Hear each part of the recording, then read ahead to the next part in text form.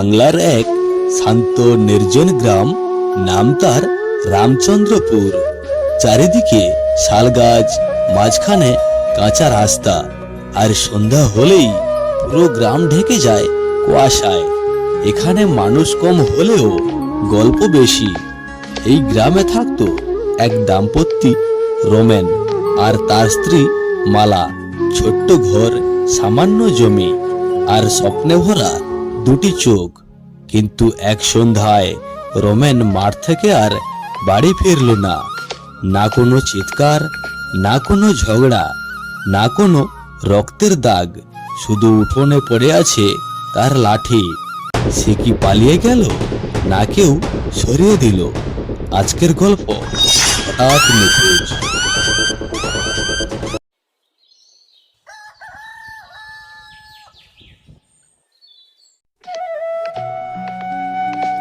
এই মাটি ছাড়া আমার কিছুই নেই।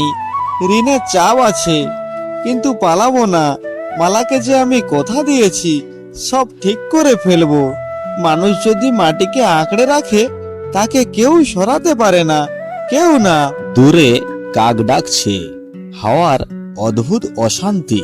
সন্ধ্যা ঘনিয়ে এসছে। মালা উঠোনে একা দাঁড়িয়ে।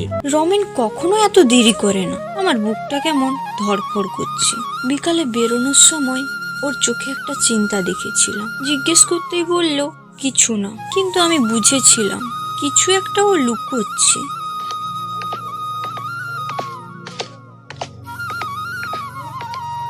কাকিমা, বলছি কাকা কি ফেরেনি?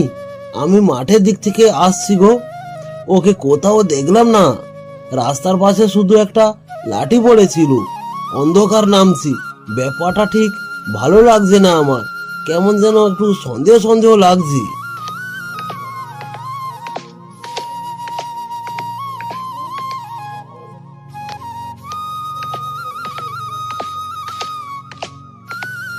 এই দাগগুলো দেখছো, যেন কাউকে টেনে নিয়ে গেছি। রমেন তো নিজে থেকে কোথাও যাবে না, ভয় পায় না, কিন্তু আমাকে একা রেখে কখনো পালাবে না। আমার মন বলছে ও বিপদে আছে। ওই দাগগুলো পুকুরের দিকেই গেছে, উত্তরের পুকুর, যেখানে রাতে কেউ আসে না।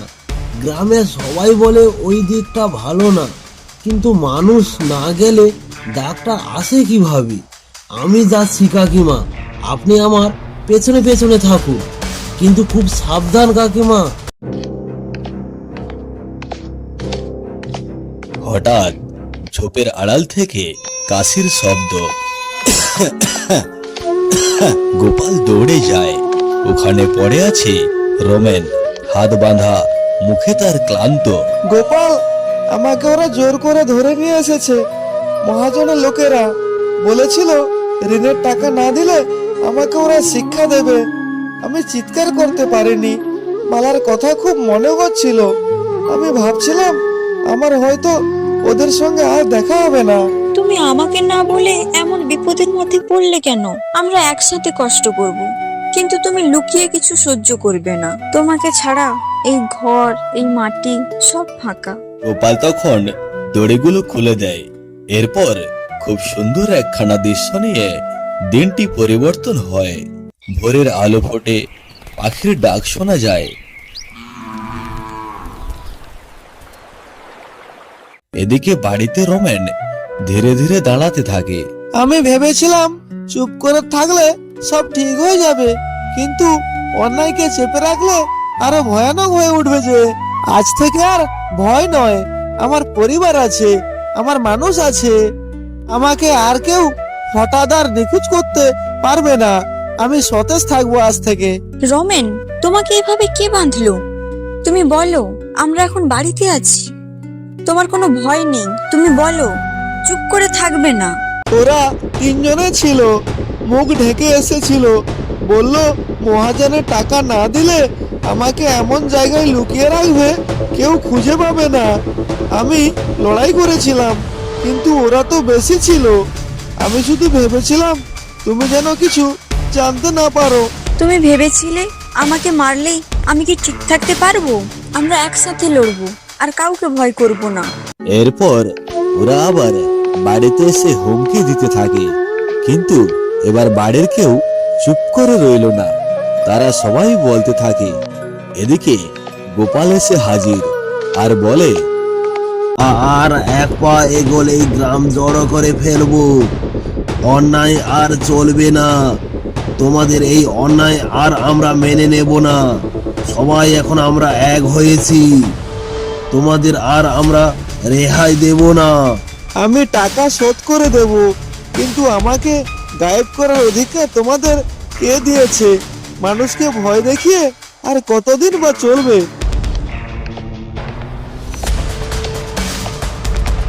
কাকা, আমরা আছি। এই গ্রামে কেউ আর কাউকে এভাবে তুলে নিয়ে যাবে না। এ শুধু মহাজনের কাজ না গো, এর পেছনে অন্য কোনো কারণ আছে। আমি আজ কয়েকদিন ধরে লক্ষ্য রেখে দেখেছি। রামচন্দ্রপুর গ্রামে আবার অশান্তি ফিরে আসে। রমেন ফিরে এসেছে ঠিকই, কিন্তু তার চোখের ভিতর এখন আর আগের সেই শান্ত মানুষটি নেই। সে বুঝেছে এটা ঋণের চাপ নয়, এর পিছনে আরো গভীর কিছু আছে। উত্তর পুকুরের দিকে এখনো রাতে আলো জ্বলে। লোকেরা দূর থেকে দেখে, কিন্তু কাছে যাওয়ার কেউ সাহস পায় না।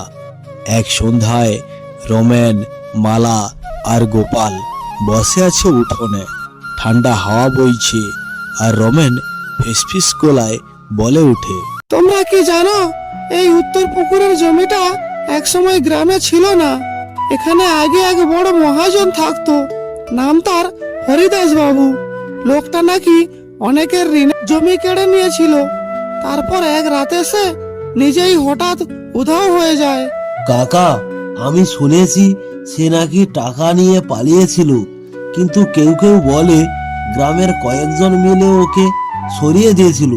সত্যিটা কেউ জানে না গো, সব চাপা দেওয়া আছে।